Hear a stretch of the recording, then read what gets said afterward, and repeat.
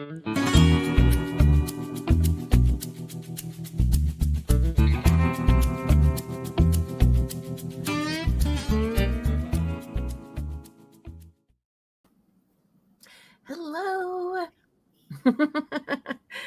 You could say words, Lady in Gray. Hi, everybody. Use your words. Hello, the internet. Just kidding. Hello, everyone, and welcome to another episode of True Crime and Wine Time, where we dive into the most jaw-dropping true crime stories while sipping something smooth to take the edge off. So, before we begin, pour a glass, got mine, lock your doors, and let's uncork the truth behind some of the darkest of crimes. I'm your host, Llama, and the lovely Terry True Crime is out for the next few weeks. So if you see her in chat, give her some love.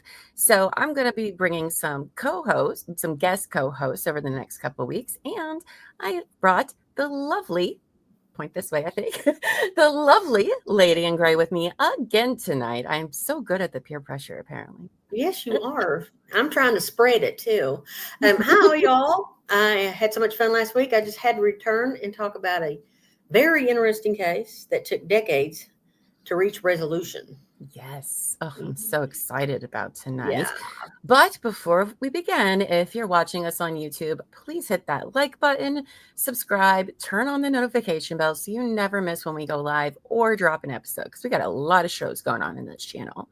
Now, you can also become a member of our channel, which comes with all sorts of exclusive perks. Well, hi, Emotions. Oh, hey, I know you from the comment section. Hey, girl.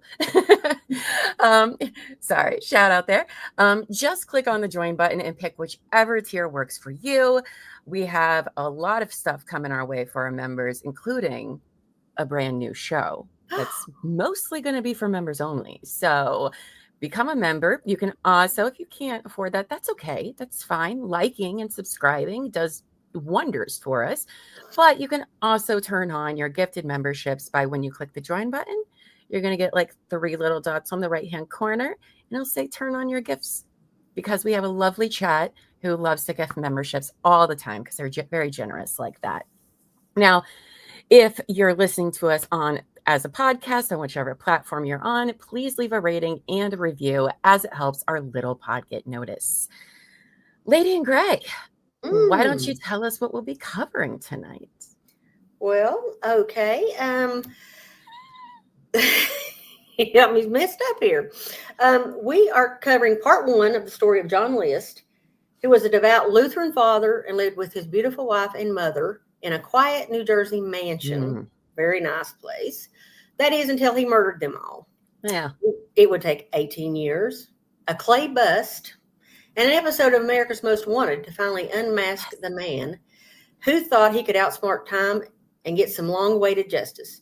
This is the story of faith, control, and one of the most cold-blooded family annihilators in American history. Just chilling. Just the opening is just chill. Yeah, it gives me chills thinking about it. But yes, and you guys, this, in order to tell the story in the best informative way, this is going to be a 2-part pod. Okay, so tonight we're just doing part 1, and we will be doing part 2 next week.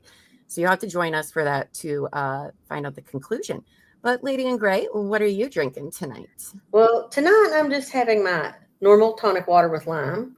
Okay. In my, what I call my Dr. Spencer Reed tumbler, because see, it looks like my cat. Oh, I almost thought that was Dr. Spencer Reed. No, but it looks like it. When I talk about Dr. Spencer Reed, this is who I'm talking about. And I prefer, believe it or not, a store brand. Okay. Kroger tonic water. You can't see it. I don't know if you can or not. Yes, we can. But it comes in talls, as you can see. This is a regular, just like a soda. It's just tall and skinny. Oh, nice. And it's pretty reasonable price. You get like 8 for like $4.99. It's a lot. I don't think I've ever had tonic water before. Just tonic water and lime. That's what I usually drink. Oh, well, the more you know. Well, today was already decided for me from earlier today, but tonight I'm finishing off our last bottle. Oh, there's dog hair on the bottom because I set it on the floor. Oh, I don't want to show you guys that. But tonight I'm finishing off our last bottle of leftover Elbow Feet's brother wedding Prosecco. Ooh, Ooh. yeah, Also known as the nice. Kirkland brand of something big long word I cannot pronounce, so I'm not even going to. Oh yeah, like Elbow Feet over here, like I'll be like, Mm. it. It's not even a word. What is that? Superior? I know how to say superior. Anyway. The ending. Okay. Well, thank you, babe. Anyway, I already cracked this bottle open a few hours ago on Couch Court with Llama. I couldn't let it go to waste. So here we are. That's what I got. Oh, with a splash of simply strawberry juice. So, Strawberry juice. yeah, it's really good. It's very refreshing and light. But yeah, that all came from his brother's wedding. We are not bougie and just having Prosecco and champagne in our house all the time. Yeah. You must be doing well on your podcast. We're not doing champagne well. All right. Well, let's get into the story for tonight. Are you guys ready, chats? Hey. All right. Why don't you kick us off, Lady in Gray? Will. This is John Emil List. He was born to a German-speaking family in Bay City, Michigan, on September 17, 1925, 1 year after his parents were married. His father, John Frederick, was 64. At 64, was 25 years older than his wife, Alma. Of German descent, they belonged to the German Lutheran Church. The age difference of 25 years wasn't the only curious aspect of this marriage. John Frederick and Alma were also second cousins. Totally legal, but just, and full disclosure, my grandparents are fourth cousins, which is also legal. A bit weird, but a good conversation starter. Yeah, that fourth is acceptable at a certain point. Like, okay. Yeah. Second cousins and that big of an age difference is okay. How did they get there? That's what I want to know. Well, the List family lived in a Victorian house in which they rented out the upstairs apartment. That's like one of the houses I've always wanted to live in.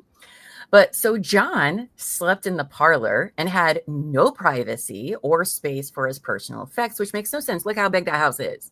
He can't have his own room. He's the only child. Get out of here. Now, as a result of his living space being a public space, which is what little boys love, right? Just especially in those teen years, okay.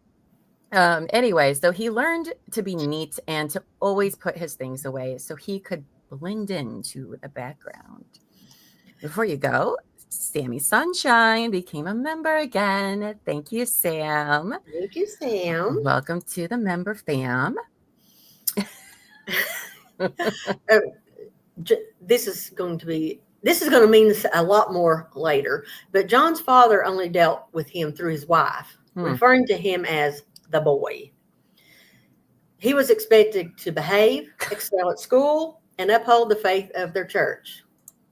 John rarely spent any time with his father, who was considered to be the neighborhood crank. That apple won't fall far from the tree. His father, who ran a local store, apparently disliked children. Dude, her face really creeps me out.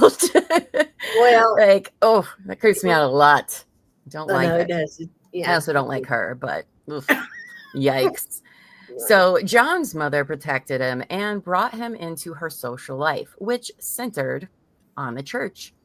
Since his father was a church trustee and also its treasurer, Alma urged her son to follow in his footsteps.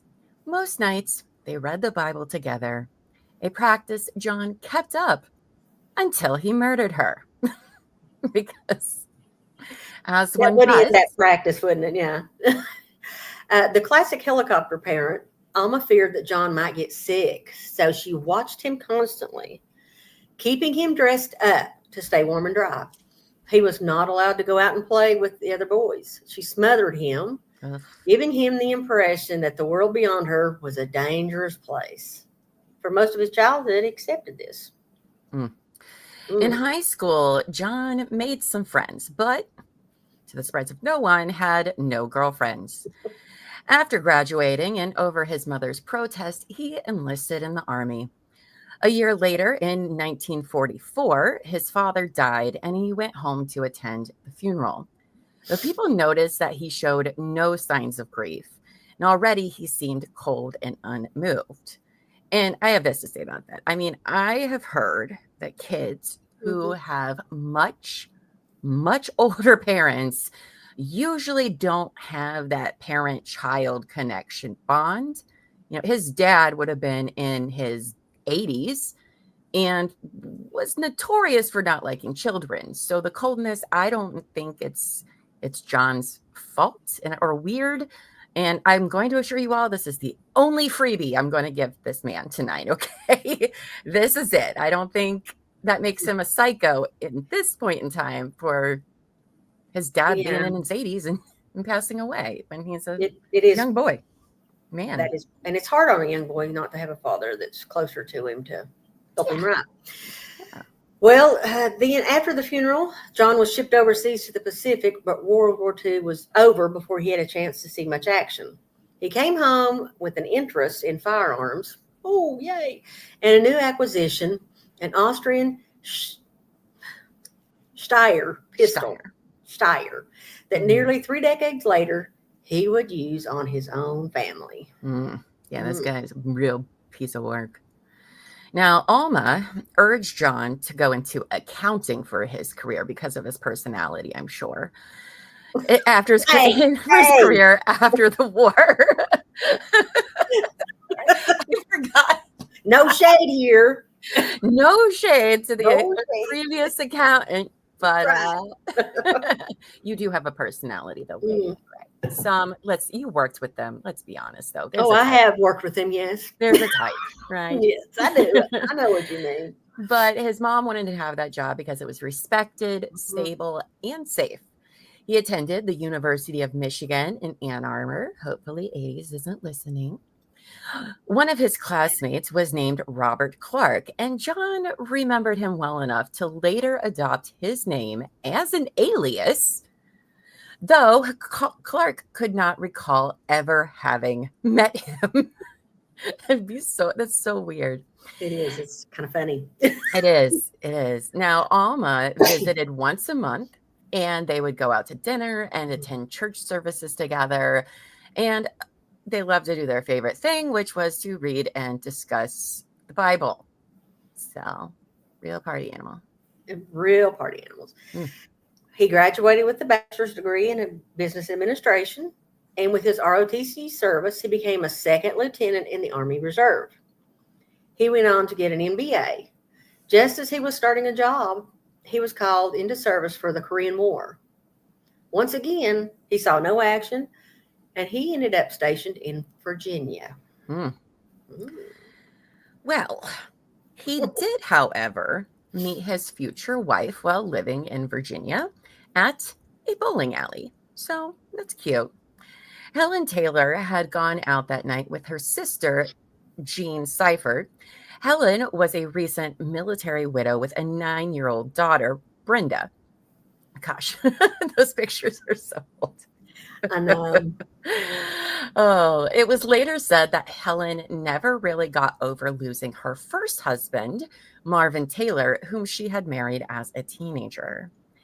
In addition to Brenda, the young military couple had a son who died before Marvin was killed in action in Korea. So she's already kind of had a tough go. She has had a rough life, young life. John courted her enthusiastically, and she was eager to find a new husband. He seemed like a mama's boy, but she thought him kind and stable. John's mother, however, did not like this arrangement one bit. Shock. Yeah, she was suspicious of Helen, probably because the 24-year-old woman was a young widowed mother and because she did not belong to their church. She was not one of them. Honestly, I think Alma would find any woman suitable for her baby boy. Oh, no, not at all. How's it her fault? She's a young widow when there was a war going on. I know, but there are people back in those days who... Yeah, there's people these days too. Yeah. Now, Helen then announced that she was pregnant, John knew they would have to get married, and soon, because that's not great. He seemed proud that there was some evidence that he had already been to bed with her. I Just mean, that you. right? Okay. They tied the knot 2 months later after they met on December 1st, 1951. Then John introduced Helen to his mother. Alma would never let John forget that he had married beneath himself because, he's her baby boy and a king and deserves the best of everything. I'll just say this. Alma sucks and is horrible, and she's the only one I do not feel sorry for in the story. I'm sorry. She sounded like a horrible dragon lady. Okay? She really did. She did. Now, just before they were married, Helen told John that she was, in fact, not pregnant, but John felt the momentum pushing them to marry anyway. So he did know before they got married that she wasn't pregnant. It wasn't like a trap situation. Right. And he soldiered on. Now, it was not long before she regretted her rush to marry him. Yeah. Yeah. 2 months is not long enough. No. They were scheduled to go to California to an Army accounting center, and John decided to invite his mother since she had never seen California. It was Helen's first taste of how firm a presence John's mother was in her husband's life. They disliked each other, and John was always caught in the middle. Don't say. Now, when the Army discharged him, John took Helen back to Detroit, where he resumed his accounting job in a prestigious firm. After a series of miscarriages, their first child, Patricia Marie, was born in January of 1955. Her first grandchild won Alma over to her son's marriage because this isn't in her notes, but I saw it earlier. She was really upset that she kept having miscarriages and was a bitch about it. That's why I don't like you, Alma. Yeah. You're the worst. So then John took a job in a growing company and moved his family to Kalamazoo. That I just say like that because it's one of my favorite cities to pronounce. I know. It's so fun. Where another child was born, John Frederick, known as John Jr. There's a lot, just like our last episode with there's a lot of similar names in this one. There's a lot of Johns, and Fredericks. Helen, uninterested in John's religion, began avoiding attending church, leaving him feeling abandoned. He began to feel angry and to sulk in private. Then Helen got pregnant again, which depressed her. So this is number 3. In like 4 years. Brenda, Helen's first child, was growing estranged. Now 16, Brenda wanted to get out of the house, and she was causing trouble. Soon, Brenda was pregnant and sent to a home for unwed mothers. Ugh. Yeah. That's what you did back then. Not that it was right, but it's what you did. By the way, I don't know how old Brenda was in that photo, but she is very beautiful. She was. Just putting that out there. So after Frederick Michael was born in 1958, Helen took to the bottle. She also became addicted to tranquilizers and began to see a psychiatrist. I am sure this is 1958. I am sure they are lewds or something. They're going to be intense, whatever she's on, okay? She was spending more money than John earned and neglecting the children, leaving much of the child rearing to him. He rarely complained, but on occasion, when Helen pushed him too far, his face became blotched and he would tremble with rage. Now, once he even overturned the kitchen table. I'm not saying I've done that, but I've definitely been to a point where I felt like I could have done that. So I get it. However, he overturns it. Okay. And Helen simply said she was not cleaning it up and left him to do it. He got down on his knees and picked up the broken dishes, as one should. If you're going to do something like that's up to you to clean up your own mess, dude. Yeah, I mean, I wouldn't do that either. Well, we will learn more about the children later, but for now, let's continue on with John List, the director of this horror show tonight. The company that John worked for merged with another, and he was let go as a result. Been there. It does mess with your head just a little, so I'll give him a little grace for that. Yeah. Only for a second. He then accepted a job in Rochester, New York with Xerox. Hey, man, he's moving up here. Right. By the way, I'm pouring my Prosecco. I am not peeing. Okay. Okay. Again, the list overspent, and John began to lie to people about their situation. Helen despised him and his quirky ways, and he grew angry when she attracted the attention of other men, which I think was kind of frequent, actually. In less than a year at Xerox, he was also let go. This is not going great for him. He had a difficult time finding work, which is weird, but okay. And Helen's health was deteriorating. She did not know it yet, but she had syphilis, and her brain tissues were shrinking. She had gotten this disease from her first husband, Marvin, and it was too late for any kind of treatment, and alcohol and pills only aggravated it. Ugh. She's so pretty. Look at that picture. Yeah. It's really sad. That's so sad. Mm-hmm. John finally landed another job as vice president and comptroller of the First National Bank of Jersey City in New Jersey. They moved to Westfield, New Jersey in 1965. John asked his mother for the down payment for a mortgage so they could purchase Breeze Knoll, the mansion on Hillside Avenue. Oh, yes. Oh, yeah. One, I want to live in a house that has a name. First of all, we can, why don't people just make up names for their houses? Is there a wall? I can just call my house whatever. You could call your house the bathroom repair. The drain house. Yeah. Anyway, so Breeze Knoll was a 19-room, 3-story Victorian mansion, maybe Llama's dream home. Mm. And it was the most expensive house in an upper middle class neighborhood in Westfield, New Jersey. This home was on the north end of Westfield, which was considered the wealthy and most desirable part of town, because only the best for the list. Mm-hmm. Now, the spacious home even boasted its own ballroom. Skibbity manor. Captain! So we time her out. I'm just kidding. Sorry for our pod listeners. We do have comments that pop up on the screen for our lovely live chatters that we love all the time. So sometimes we get a little distracted. Yeah, that was a good one. Mm-hmm. Anyway, so this spacious home even had a ballroom, which was described as the size of a basketball court by one of John Jr.'s friends. Yeah, that's bigger than my whole house for sure. It's like 3 of my houses. I know, it looked pretty large.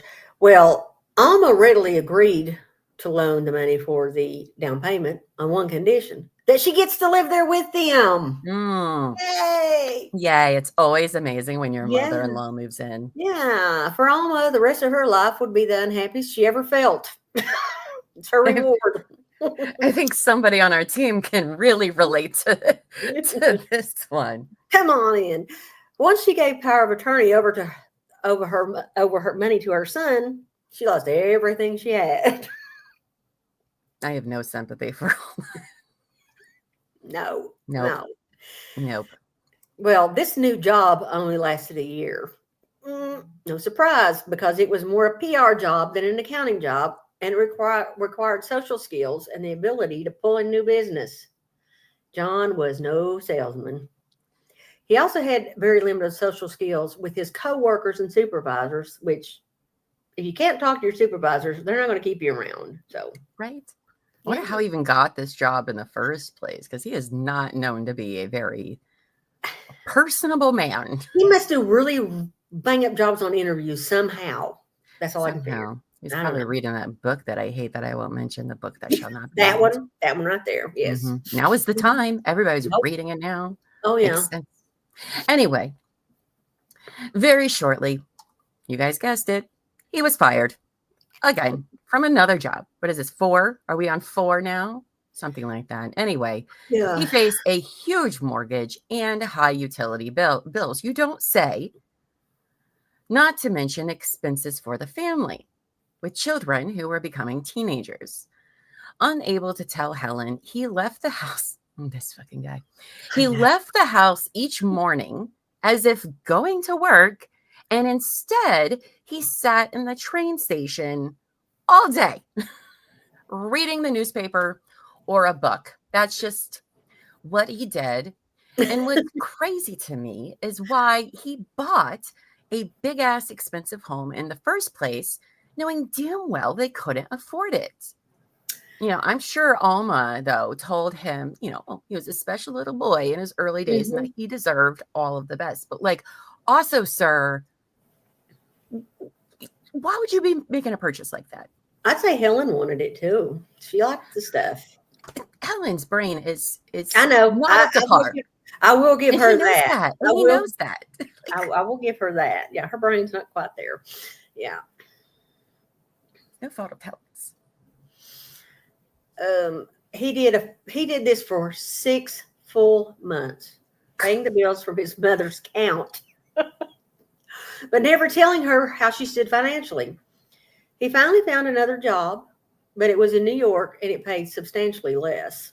This job too only lasted a year. Huh. To pay his bills, he took out a second mortgage. The train ride for this commute was probably about an hour each way, which is not unusual for commutes into New York City. But it may have been an acceptable alternative sitting at the train station all day.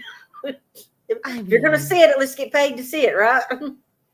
How hard is it to get a job as an accountant, though? I feel like that's a necessary job, in so many places. It is. Yeah, especially in that area. Yeah, yeah.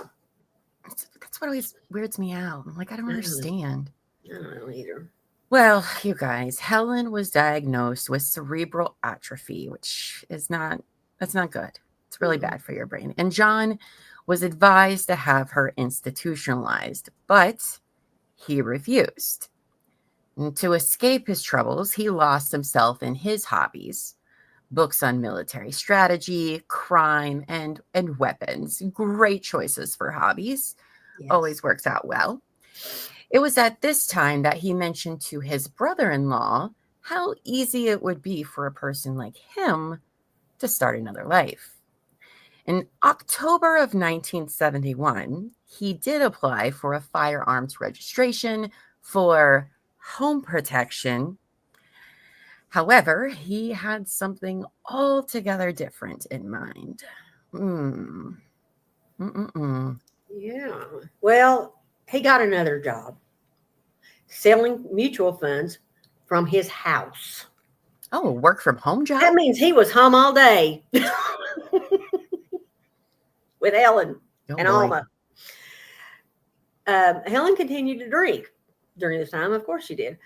John tried to please her by buying her things, but seemed never to meet her approval. He began to sleep in other rooms of the house to avoid her sharp tongue.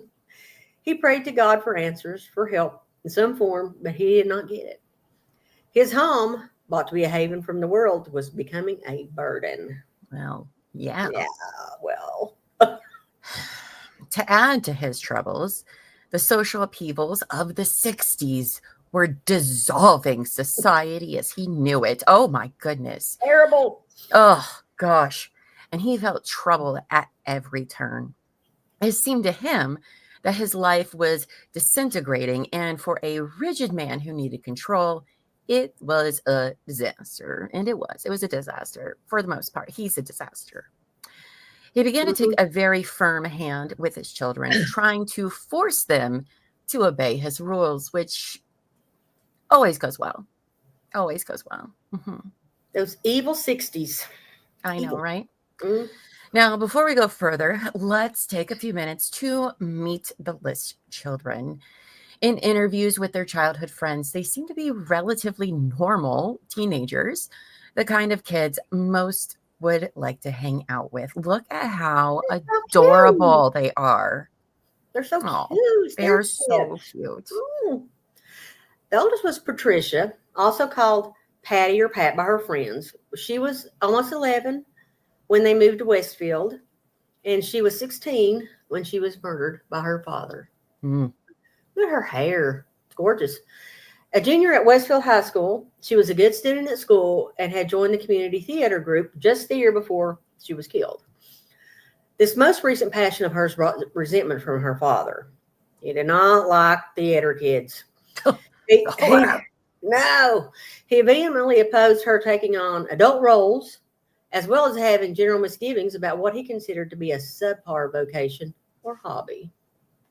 But let's not talk about his hobbies, huh? Yeah, no. I mean, at least her hobbies didn't result in annihilation of her entire family. But Exactly. okay, the theater, watch out! Oh my goodness, yeah, the horror.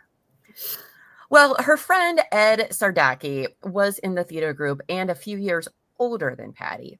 He considered their relationship to be an older brother, younger sister type of thing, and he said she reminded him of the girl described in the hippie song about the girl with the flower in her hair. Most likely the flower girl by the Cowsills. I can see that. Huh? I can too. I mean, you look at her and you can say, yeah, I can see that. Mm-hmm. Yeah. Ed said Patty had long brown hair and hazel eyes, and it was easy to see her as the girl described in the song. He said she was just finding herself, a bit of a rebel, if only in the way teenagers begin to rebel against the restraints placed on them by their parents and society. He said she was simple, easy to understand, and really sweet. Oh. Yeah. Okay, there we go. So Patty's friend Susan talked about how she and Patty spent hours playing the guitar and singing together in the Breeze Knowles huge ballroom. How cool would that have been for a teenager? That'd been awesome. Really cool. Yeah. Do you remember the acoustics were amazing? Probably so. Mm-hmm. She said for them as two dreamy teenagers singing and playing music in that huge ballroom was like Hollywood. And that would be awesome. Yeah, it probably was. Yeah. John Jr. was almost 9 when the family moved to Westfield and was 15 when he was killed by his father. He was a big boy, tall for his age, and a bit geeky. He was said to be very nice and super well-mannered. That's in quotes because I can imagine he probably was. And a diligent student. He wasn't a dummy. He wasn't a gregarious, but just rather shy. He looks so much like his dad, though. Doesn't he, though? He does. He does. But he has a good smile. He has a he does. A realistic smile. Yeah. You know? A genuine smile. That's the word I'm going for there. Anyway, so his friend Charlie and John Jr. were close friends and played soccer together and ate lunch together. They also hung out together after school with John Jr.'s younger brother, always welcome to join them. Charlie said hanging out at John's house was a strange spot because of his father, John List. Charlie said he didn't remember ever seeing the older man smile. Probably not. Probably not. Charlie said the house felt cold, but this may or may not be the way he felt at the time, but maybe how he felt when he thought about it later after all this happened. I don't really know, but he said it was sparsely furnished, which might be another reason he said it felt cold. And he and John Jr. played floor hockey with brooms and tennis balls in that expansive ballroom. Oof. Now, despite that ballroom seemingly to be a fun and gathering place for the teenagers, I don't think I like it very much. Yeah, it's not great. No. So Fred was the youngest. He was 7 when he moved into the Breeze Knoll and just 13 when he was slain by his father. Charlie, we just talked about him, John Jr.'s friend, he said Fred hung out with them a lot and he was a nice kid, a mini version of his older brother. And he said that John Jr. and Fred considered the other brother to be their best friend. OMG. That's so sweet. Isn't he the cutest? He is. Look at that little face. He is. So cute. He looks like boys I went to school with. That's how old I am. Isn't this the way brothers should be? I agree with you. It's so sweet. Mm-hmm. I think it also might be because they felt like they needed each other, maybe as a united front in that home. Just doesn't seem to have been a very nurturing place. Charlie and the List brothers were in the Boy Scouts together, And John List was one of their scout leaders. So the List brothers, unlike their outgoing sister Patty, they were very shy. Fred more so. He was sweet, innocent, and agreeable, and he had a bit of a lisp, and when Patty good-heartedly would tease him about it, he never seemed to mind. He was the picture of a Boy Scout. I mean, yes. Yes, he was. Yeah, he was. But as she aged, Patty began to rebel. She wore the fashions of the time, which probably means mini skirts. I'm thinking Marsha Brady. Grew independent and developed a strong interest in theater. Uh-oh. That probably didn't go over well with Daddy. Oh, no. Her father did not know it, but she also began to smoke marijuana. Mm. And had developed an interest in the occult to the point she called herself a witch among her friends, which kind of freaked them out a little bit. She says that her father did not like her, and they had frequent conflicts at home. Yeah, 2 months before, Patty had been picked up by the police for walking the streets after midnight and smoking. I mean, this is still kind of like typical teenagers, even now, years after the diabolical 60s. Right. But to John List, his daughter was trouble, and he was certain she was going straight to hell because, of course. And that his wife, who no longer went to church, protected Patty from his anger and was a sure indication that things were getting out of hand. Yeah. On November 5th, 1971, John List made a decision to change everything. Oof. He gathers his children together after dinner. In the kitchen, he told them that they must prepare to die and asked if they preferred to be buried or cremated. Just normal dinner conversation. Normal conversation, no big deal. Fine. They were shocked, but managed to say they preferred to be buried. Without another word, he walked out. Patty and John both believed that their father intended to kill them, and soon. It wouldn't be until December 7th that anyone realized what John had done. Yeah, that conversation freaked me out too. I'd be like, that's a really like weird thing to ask. Yeah. Then I think about it. Elbow Feet, side note, Elbow Feet did ask me this question the other day. Well, not, are you prepared to die? But more so like, what do you want to be buried? Cremated? What do you want to do? And I was like, oh, I probably want to be cremated. And he was like, oh, okay, I'm going to need you to tell all of your friends that right now. So that way, if you die and I cremate you, they won't think that I'm doing that to cover something up. See, he's been thinking, hadn't he? Yeah. I mean, I guess.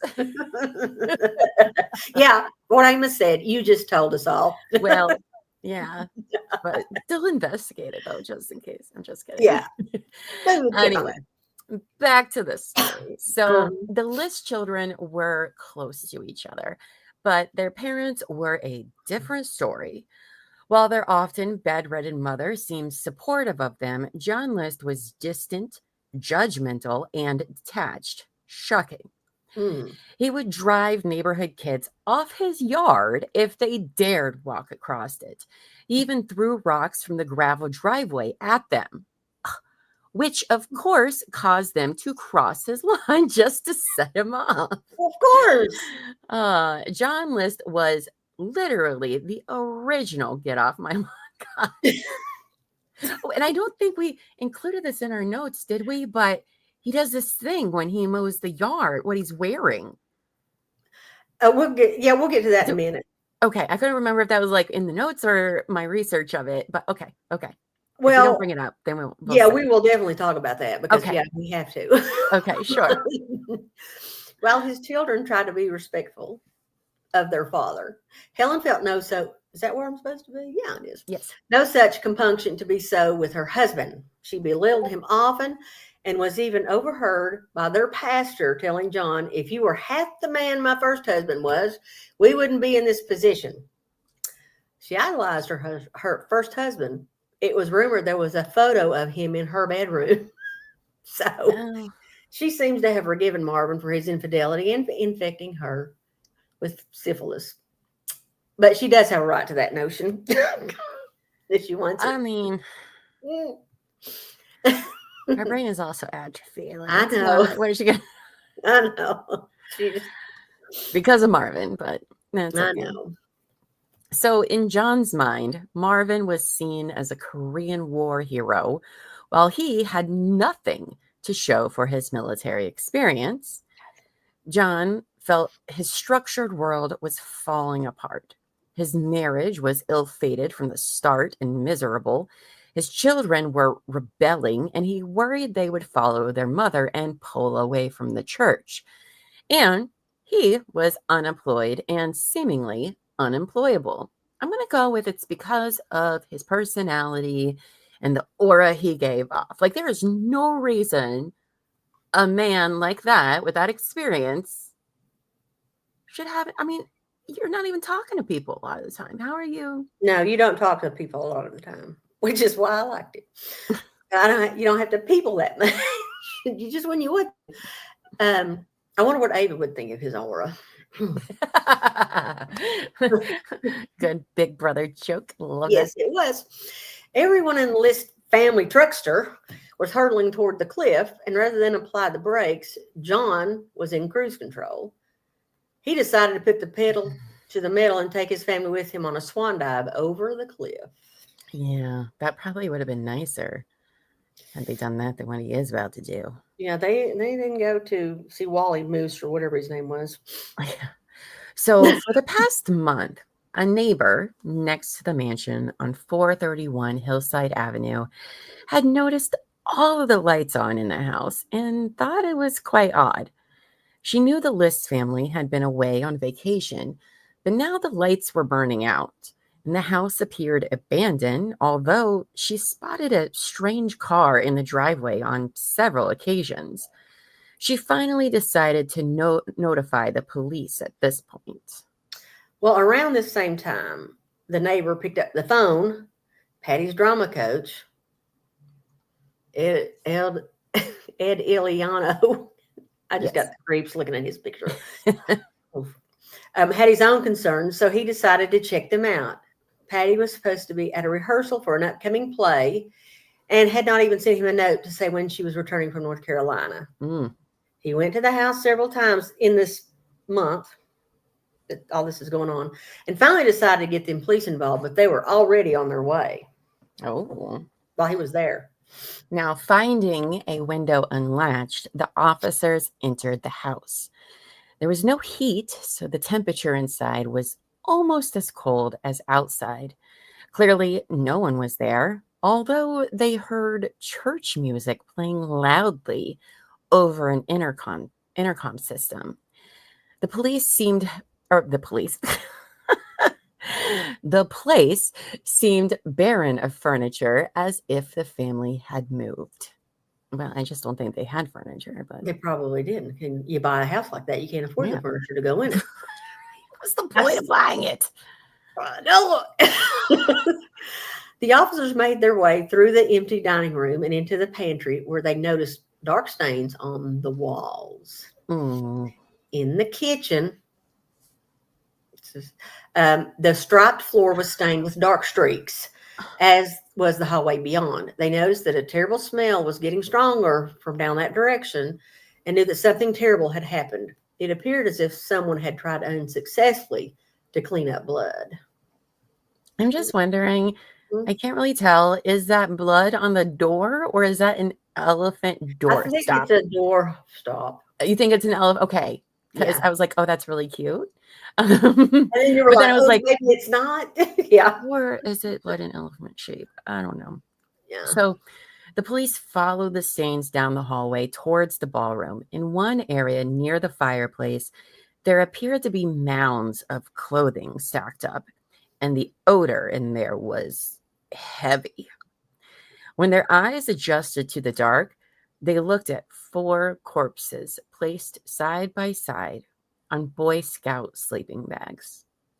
Boy Scout sleeping bags? I really, really hate this guy.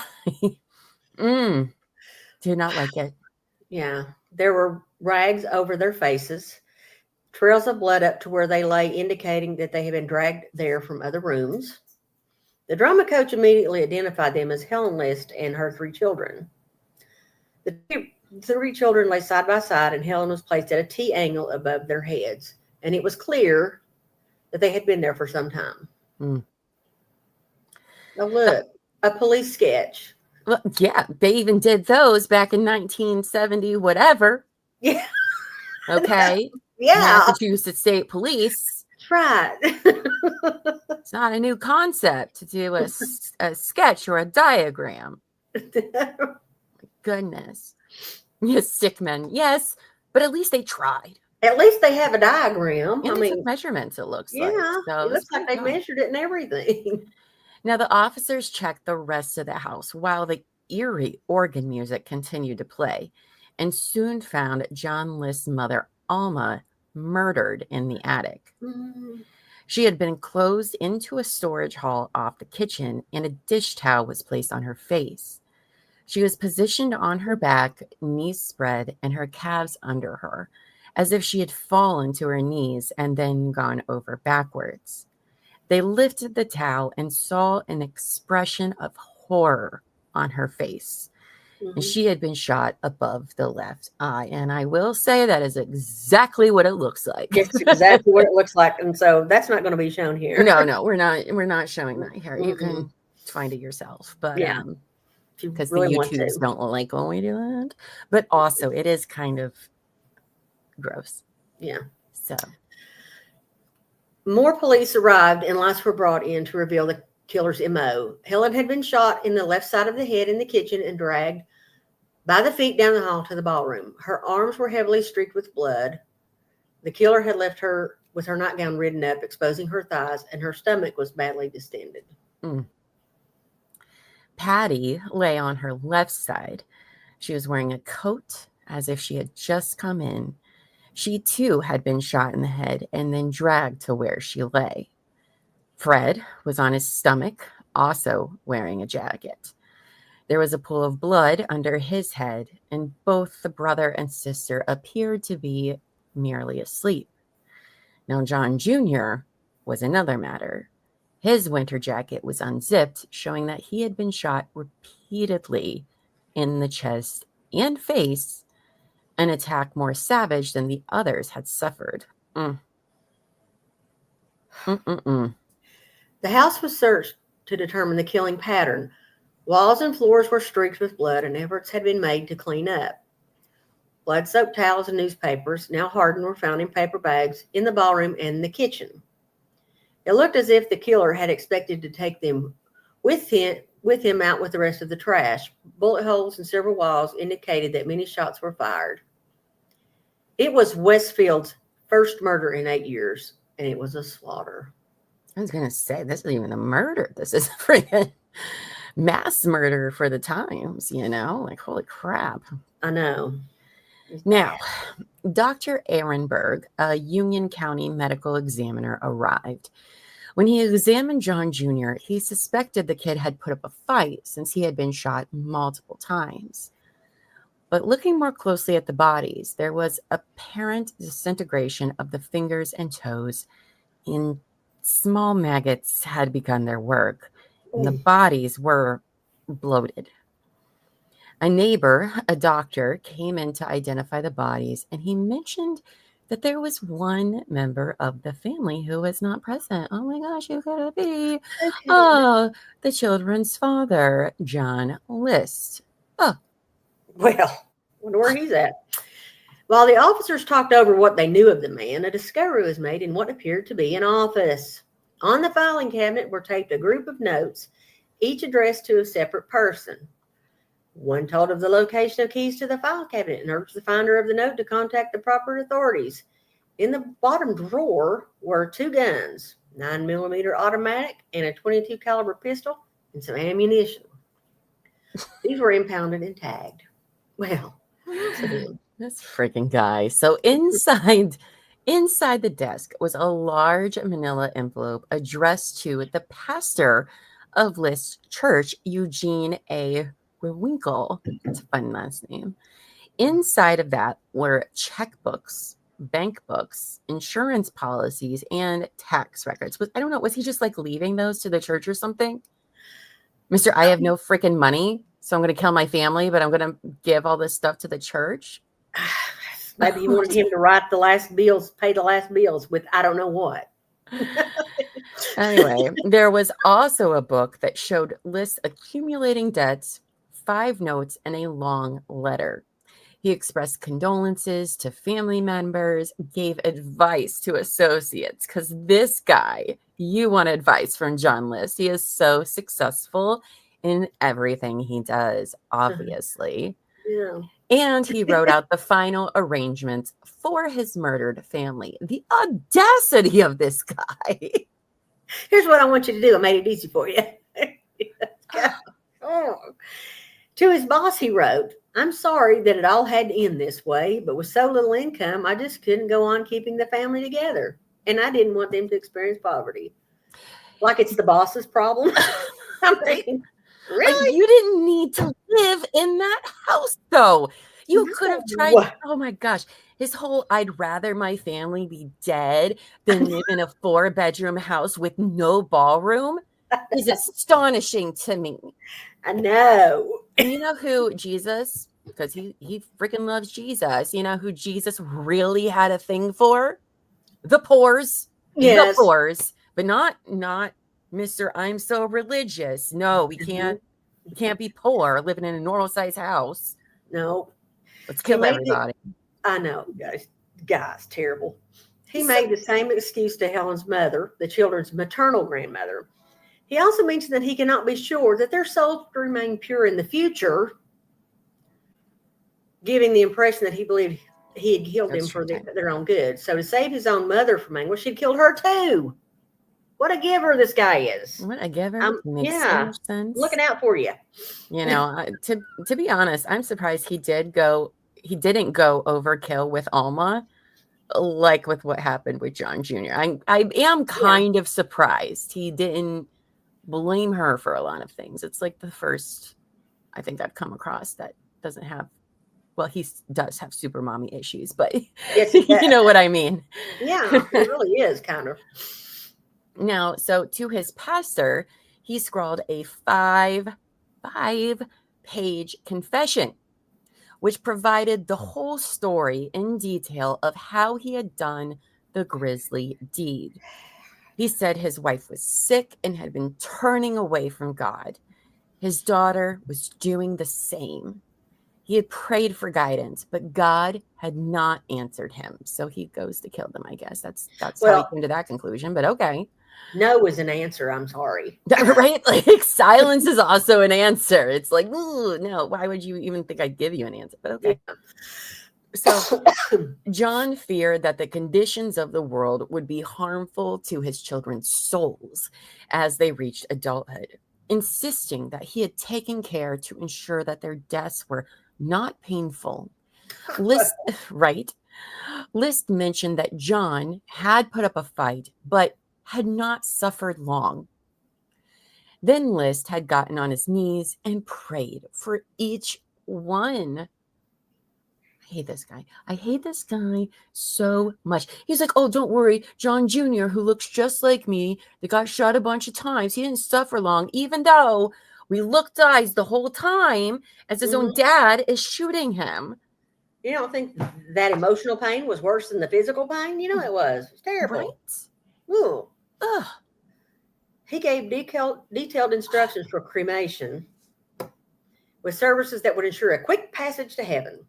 He was grateful that they had all died as Christians. Then in a postscript, he added, Mother is in the attic. She was too heavy to move. A postscript for his mother. What a guy. Oh, Flames. Side of my face. Love clue. Okay, it was time to search the house more thoroughly to piece together what had happened on that gruesome day. Yes, because it's not great. So Chief James Morin led the investigation, and he was determined that List should not be allowed to escape the consequences of what he had done. Agreed. Every effort would be made to track him down and bring him to justice. Look at that guy. That guy's he looks pretty stern. I'm here to bring justice. Within an hour of the discovery of the bodies, a teletype alarm was sent out for John Emil List. I think that's what, like a telegram or something? Yeah. I don't know. But that's how it sounds like to me. Then the bodies were removed for autopsy, and shell casings were picked up to try to determine how many times the victims were shot at and not hit.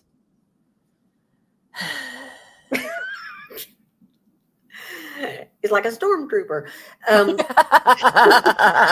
It's such a stormtrooper. I had to put a little war stars in stars? here. Yeah, I had to have war stars tonight for Terry. It came out later that List had numerous books on how to commit murder and get away with it. Mm. And that he had spoken about how easy it would be for an accountant like himself with access to Social Security numbers to assume a new identity. I don't think that, and I'm an accountant too. He also had developed an obsession with military strategy games. So he made himself a winner when he cannot be a successful winner in real world. Typical. But here's the thing. He had all these books on how to commit murder and get away with it, but he didn't get away with murder, though. Well, he told him, he left a letter saying, this is what I've done. I'm pretty sure that's not what it said to do in the books, okay? You literally was like, oh, me, I did it. Here's why. Here's my full confession to like 7 people. It's like he's the worst. Right? Like, I don't think he understood the full assignment. Like, okay, you know how to like change your identity, but the getting away with murder part is step 1, and you failed miserably. Oh, he's crazy. Ugh, idiot. Oh, let's see, where are we? Oh, it's my turn. It's your turn. My brain is just like, I know. I'm getting this craziness too. Oh my goodness. So his missing blue Chevrolet Impala was located at the Kennedy International Airport in a long-term parking. The voucher was dated November 10th, and he was not listed as having taken a flight, but his passport was missing from the house. Now, the trail ended there, and the FBI was given jurisdiction for the search. In absentia, List was indicted by a New Jersey grand jury on 5 counts of murder and on fleeing a crime scene across state lines. His records showed that he had failed miserably as an insurance salesman, big surprise, and was several $1,000s in debt. He was behind on his mortgage and utility payments and had made less than $5,000 for the entire year. Now, it was 1971, but I've done the math for you. That is the equivalent of $39,687 in 2025 with a master's degree. Okay. You suck, John List. You just suck. I mean, he's too good. It's too poor. Yeah. Too poor for him.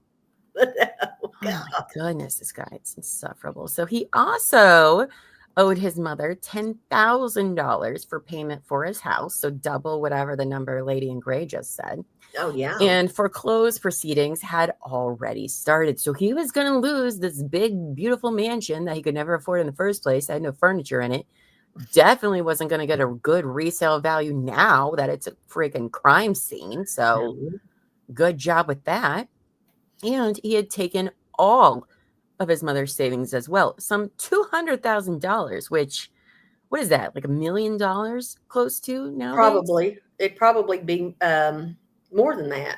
Because as we'll find out later, we have $100,000 that is almost $1 million in today. $100,000. Okay.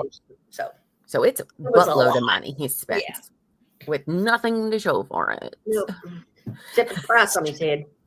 That's true. Now, as people were questioned, it became clear that List not only had a troubled marriage to a wife who despised him and who was growing increasingly ill and housebound, but also that he was caught between her and his overprotective mother. The children had been unsettled and distressed as well, showing signs of fear and panic in the weeks before the day of the murder. Patty had even told her drama coach that should he hear that they were about to go off on a vacation, that would be a signal that her father was about to murder them. It's crazy. A 16-year-old girl. Well, Eddie Eliano did not take this seriously at the time. Well, who would, right? Likely, when Patty told her friend Ed Saradaki that her father was making wills and other official documents for her and her brothers, he also brushed off her concerns as Liz just being an accountant who liked order. Sure, totally normal thing to do. Yeah. The right wills for your 15-year-old Well, or 13-year-old.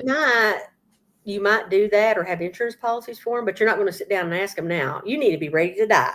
Yeah, right. Are you ready to die Yeah, over some peas and pork chop? Yeah. No. So as bullet patterns in the bodies and the walls were examined, along with blood spatter and the evidence of attempts to clean up, police were able to roughly determine all of the events of that day and list preparations for it, including canceling deliveries of the newspaper, mail, and milk. So, yeah. he took care of a lot of things.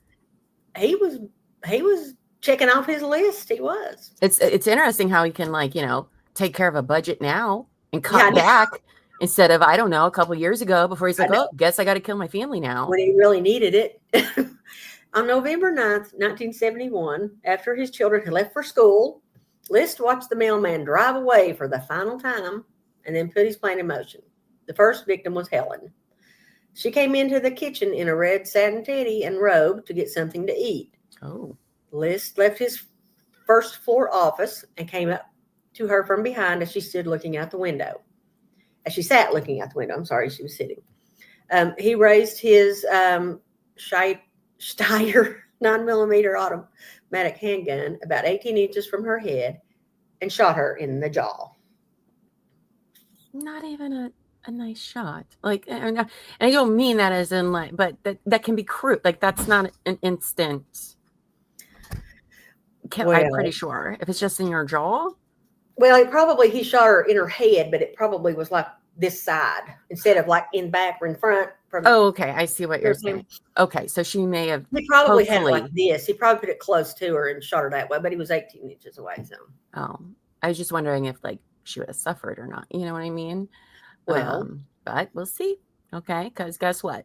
She hit the table and then fell to the floor and died instantly. So that just answered my question. Maybe we don't entirely know, but yes. That's probably what the autopsy said, but it may not be the case. Right. Blood gushing from her wound. The toast she was eating jammed in the back of her throat, which is like one of my horrors. I know. Choking. And so, like, oh, Helen. It is likely that she had caught a glimpse of him as he raised the gun. List fired several more shots into the wall beyond the table. One bullet ricocheted into the adjoining room. Why? Well, now I did look at this researcher's gun, and you know how people say automatic, but it's really a semi-automatic where you have to pull the trigger each time. This one was not. This one was a real automatic, which means if he kept his finger on the trigger, it would go just like a machine gun. Okay, that makes a little bit more sense. So I know I had to look that up too because I thought, why does he keep pulling the trigger when he knows when he can see that she's? I don't know. Well, we know. I did look that up, and so I believe that particular gun, you probably can't get one anymore. I mean, okay. Inherited or something. That makes a little bit more sense there. But also, stormtrooper. Yes. While Helen lay on the linoleum floor, Liz went up the back stairs to the third floor, and without knocking, he entered his mother's apartment. He surprised her in the kitchen.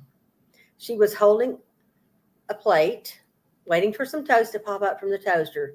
She was startled by his intrusion and asked him what that noise was she had heard downstairs. His response was to shoot her point blank over the left eye and then shot 2 more bullets into the wall, apparently from an automatic reflex, as Lady in Gray just did an amazing job explaining that to us. It is also possible, though, that he shot at her, missed, and she tried to run from him, but he caught her and shot her in the face. His intent had been to take her downstairs, but she was a large woman and too heavy for him to move very far. She didn't look that large to me. I think he was just a wimp. I think so. She did not look at all like a large I don't think lady. either. I think he was just a wimp. Probably. He didn't want to go down, take her down 3 stairs. Is what it was. Couldn't be bothered. Yeah. Anyway, so he pushed her onto a carpet runner and shoved her into the storage area. Why he had to hide her? Why? Why would you even do that? But whatever. I didn't understand that either. When he displayed the others, it seems really strange. Right? It doesn't. Yeah.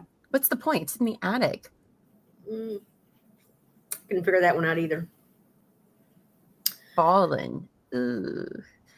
He tried to clean the floor with a dampened newspaper and a towel because Why not clean up your mess after you're going to kill 5 people? Come on. newspaper? That's all he had. Jeez. Maybe his mother didn't have any towels. I don't know. This guy's a joke. I know. And by the way, everyone may be like, why are you guys joking and laughing so much? This is horrible. And it's true. It is right? terrible. But to sit here and make fun of this POS Yeah. is exactly what he deserved. We're not making fun of the family. They did not deserve any of this. No, they didn't deserve any of this, but he deserves mockery because Terry. it's terrible. Hi, Yes. Terry. Yes, he does deserve all the mockery in the world. Yeah. Then List went back downstairs and dragged Helen by her feet down the center hall and into the ballroom. He left a 40-foot trail of blood. Again, now thinking. He took 3 Boy Scout sleeping bags and opened 2 of them side by side, and then he laid one perpendicular to those 2, and this is the one where he put Helen's corpse face down. He covered her with a bath towel and placed a kitchen towel on her head. As with his mother, he attempted to clean up the trail of blood. It was at this point he realized his own clothing was soaked in the blood of his victims. Well, I can't imagine. But why did he move them in the first? So weird. Anyway, so then he went into his wife's bedroom, which he did not share with her, and sat on the unmade bed, wiping his blood-stained hand on the sheets. Then he went into the bathroom and vomited, leaving a bloody paw print on the toilet lid. Afterwards, he showered and changed into a fresh business suit and tie, leaving his soiled clothing and spattered shoes in a pile in the bedroom. Because, yeah, of course, why not? Yeah, we're just going to get dressed and ready to go. The next step was to leave a message for his boss that he could not attend a scheduled meeting and did not know when he could reschedule because he was taking the family to North Carolina to see their mother's mother, who was very ill. Now, she was in fact ill, which had prevented her from making a planned trip to visit them, which is a good thing because she would have been victim number 6. Oh, for sure. He wrote notes to the children's schools and after-school places of employment with the same message. You know, all the things he just did, pretty sure those weren't in his How to Get Away with Murder books. No. None of that's the right stuff to do, but okay. I'm glad you're a dum-dum. Now, he waited. All right. He already took care of his wife and mother. Now, the children would not be home for several hours. So, to pass the time, as one does, he went out into his yard. Yes. Favorite weirdest freaking things about this guy, okay?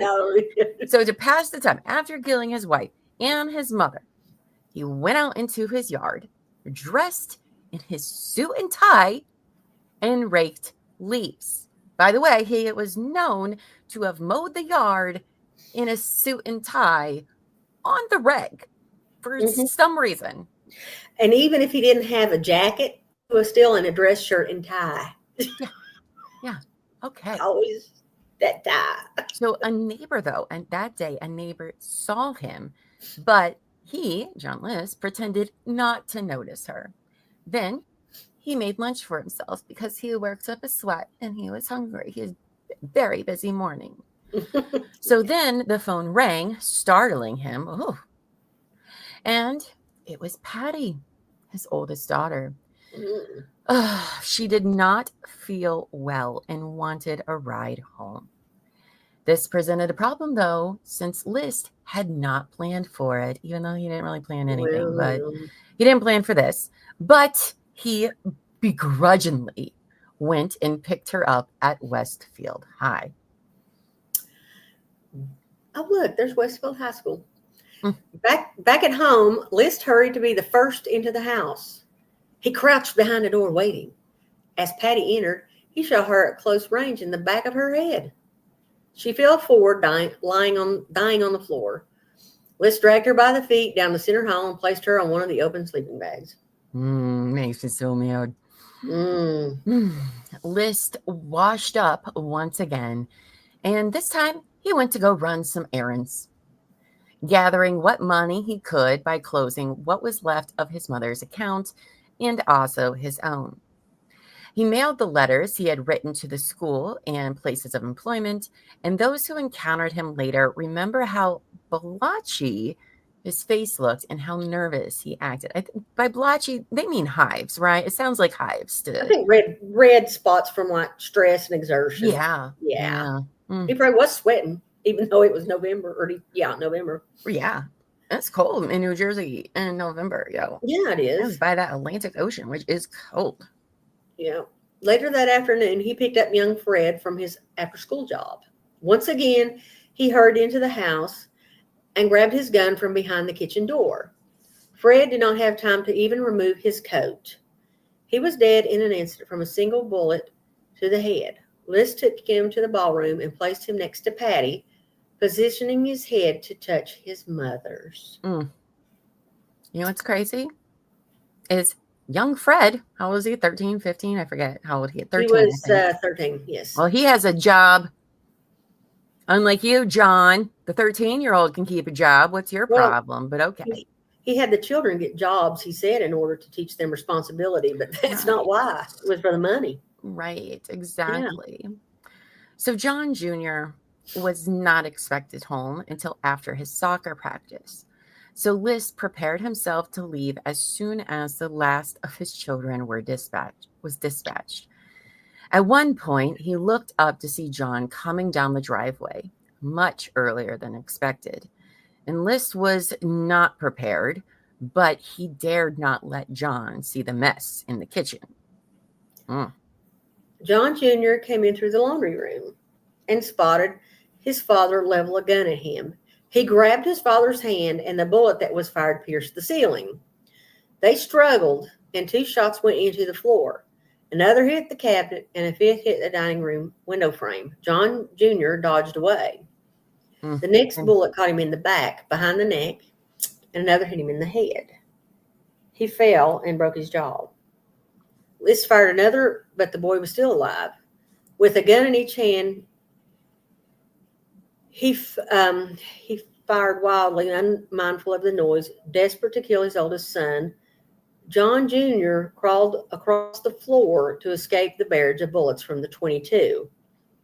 The boy turned over face up, and List fired straight into his son's eye. Still, he was not dead. So List fired again, mutilating his son's body with each bullet. The boy was hit 10 times. John Jr. was said to be his father's favorite child. Favorite? Looks a lot like him. And he was they said he was tall for his age at 15. He probably was as tall as his dad. Probably. I would think. Probably. Finally, the gun was empty, and John Jr. lay still. He was dead. List dragged him into the ballroom to place him with the others. He straightened out the sleeping bags and then placed Helen's stiffened arm over Fred. He covered each face with a towel. Then List knelt down and prayed for each one, bidding their souls to depart in peace. Okay. Around 7 p.m., List called his pastor, Reverend Raywinkle, at Redeemer Evangelical Lutheran Church, because that's what you do. A Redeemer. Oof. Yeah, I know. There's no redemption in this story, guys. He said that his family was en route to North Carolina, and he was about to join them. He could not teach Sunday school. It is, isn't it? Yeah, the beams. Oh, it's a beautiful church. He could not teach Sunday school the following week as planned. Well, yeah, I would love to have heard what he taught about. The pastor said he would remember the List family in prayer. List then called Ed Iliano to keep him from nosing around. But did he, though? And Eliano recalled Patty's eerie words about a family vacation. Hmm. Hmm. The last task for List was to sit and write the letters on a pad of paper labeled, quote, a few words from John E. List, comma, career builder. Get the fuck out of here, bro. Like, what are you even talking about? That is like the best. Right Okay. there. Oh my gosh.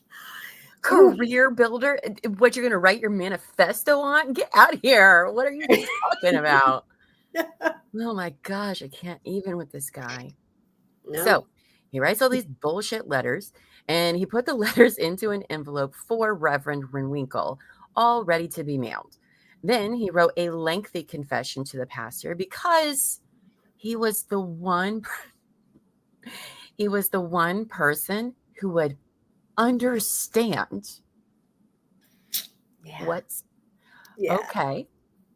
He asked that they be cremated as the children had agreed to, and his mother had a plot in Michigan and was to be sent there. Now he says the children agreed to be cremated, but they told him something different, if I remember. Right. Yes, Yeah. they said buried. Okay, I Yes. wasn't going to bring that because I was like, oh, did we accidentally like... No, I don't think that's. I mean, I don't. I think he did the opposite of what he was going to do what him he to wanted to do. I don't know why he even asked him that, to be honest with you. I don't either. I think he thought if they were cremated, then there would be no upkeep. I think, honestly, you want my opinion, this is off script, off topic here, but I think he did that to his family because they didn't mean anything to him.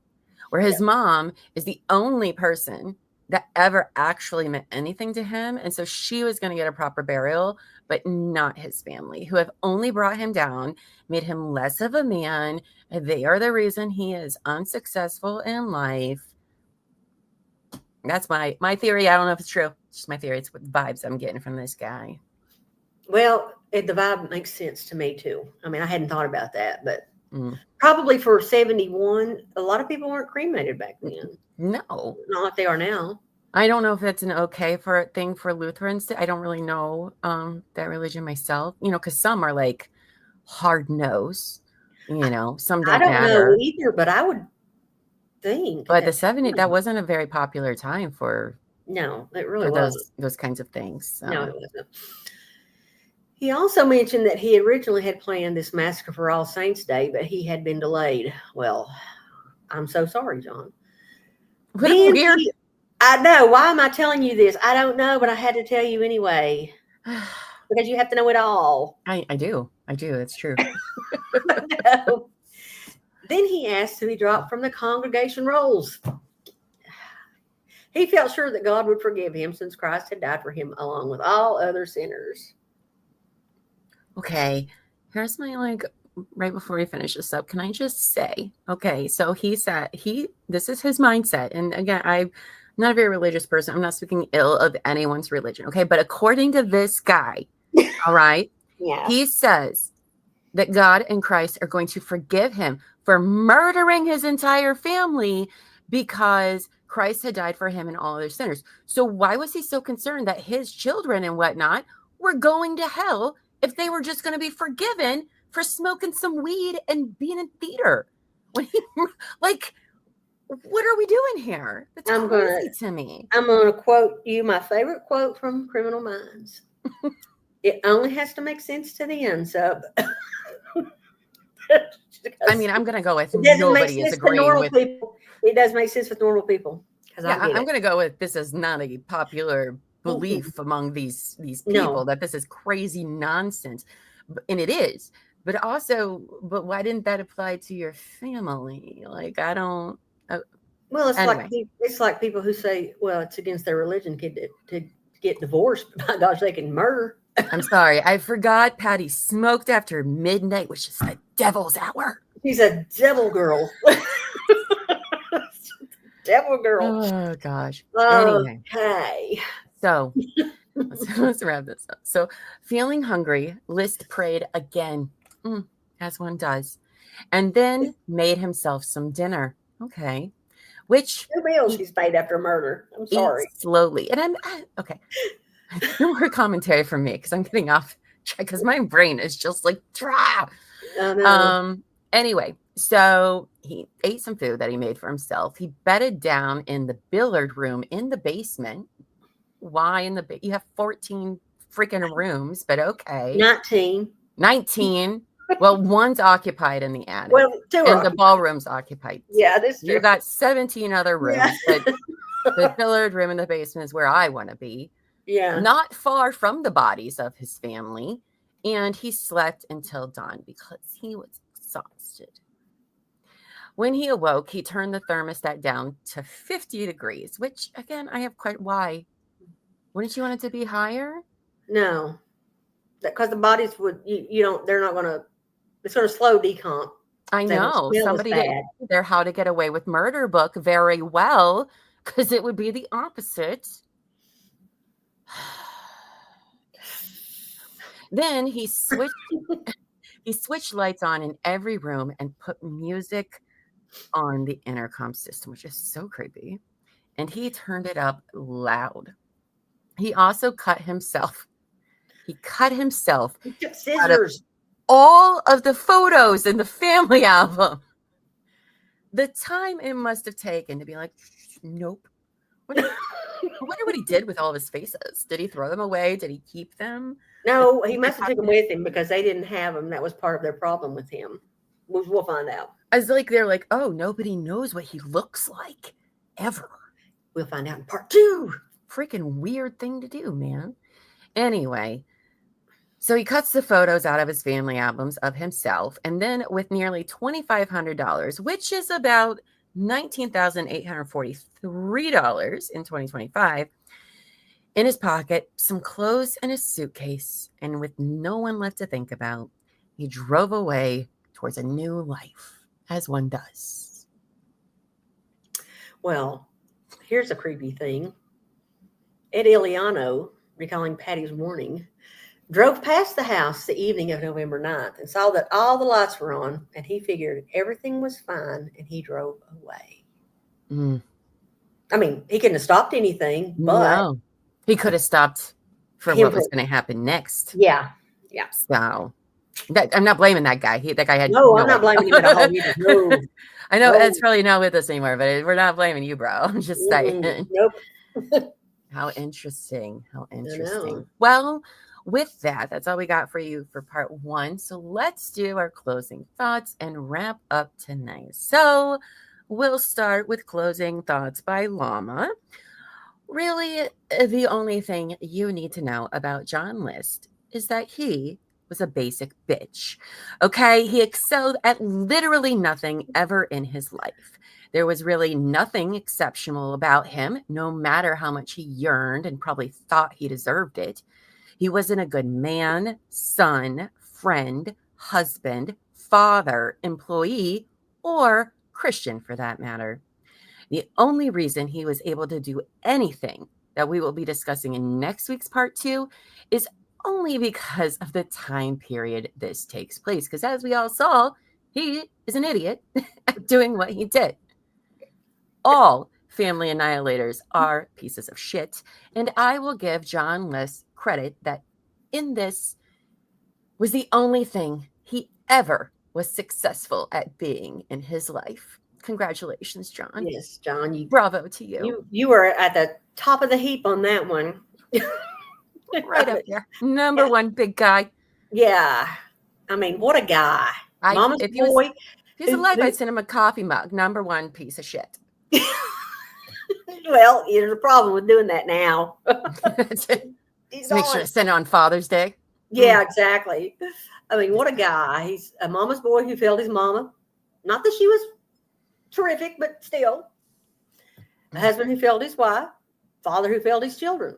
He was just a failure. Except, as you said, he excelled as a family annihilator. Mm-hmm. John, you suck. That's all I got to say. That's all I can say. Next week, we will see another John who does not suck help take this loser down. That's right. Good John. Good John. Not bad John. Now, before we go, if you like what you heard tonight, be sure to follow us on all of our socials and subscribe to our YouTube channel. It's free. Or if you're listening to our podcast, please download and give us a rating or review. All of that helps us tremendously in getting our channel out there. Now, you guys, next week on True Crime and Wine Time, we will be covering part 2 of The Man Who Vanished After Killing His Family, the John List Nightmare. And you guys do not want to miss how this concludes. I know we already know he did it, but what comes next is wild. Yeah, it is. So you do not want to miss the conclusion to this story. Now, if you need more of Terry True Crime and I, you can always find us doing something on our True Crime and Wine Time YouTube channel. Now, Terry is out for the next few weeks, so there will be no Midday Missing until September 1st, but I know they're trying to return with a bang. But you guys, Couch Court with Lama is back at 10 a.m. Eastern, Monday through Friday for the next few weeks. We are currently covering the trials of Brooks Houck and Joseph Lawson, as well as Stephen Lawson. And I've already went on several rants today because I just can't. I can't even there. Okay. She did. Yeah, I did. Deserved. Yes. So these are the people who have been tried in the disappearance and presumed murder of Crystal Rogers. If you're unfamiliar with the Crystal Rogers case, I did a huge, very long, multi-hour deep dive covering everything about her case, as well as other unsolved cases in Bardstown, Kentucky. Yes, Officer Jason Ellis, the Netherland mother and daughter, who both of those stories need to get out there more. So go to our Crystal Rogers playlist to catch up. If you haven't yet, please like this video, subscribe, and hit the notification bell so you don't miss when we go live or drop a new episode. That was really fast of me to do. Yeah. With that, I want to thank Lady and Gray for being a lovely co-host tonight. She's got 2 under her belt. Good job. You're doing great. Everyone, let her know how she did an amazing job in the comments. And is there anything you would like to say before we sign off? I just want to thank you again for having me on as co-host again. It was fun. It gets a little easier and more comfortable every time. And so I'm going to encourage other team members to give it a try. And I'm spotting a couple right now on the chat, but I'm not going to name anybody. But I'm just going to say thank you, everyone, for being here, and good night, all y'all. Well, thank you, everyone, for listening and supporting us. Until next time, take care of your mind, take care of each other, and never stop asking the hard questions. Now, go forth and be amazing. Bye, guys.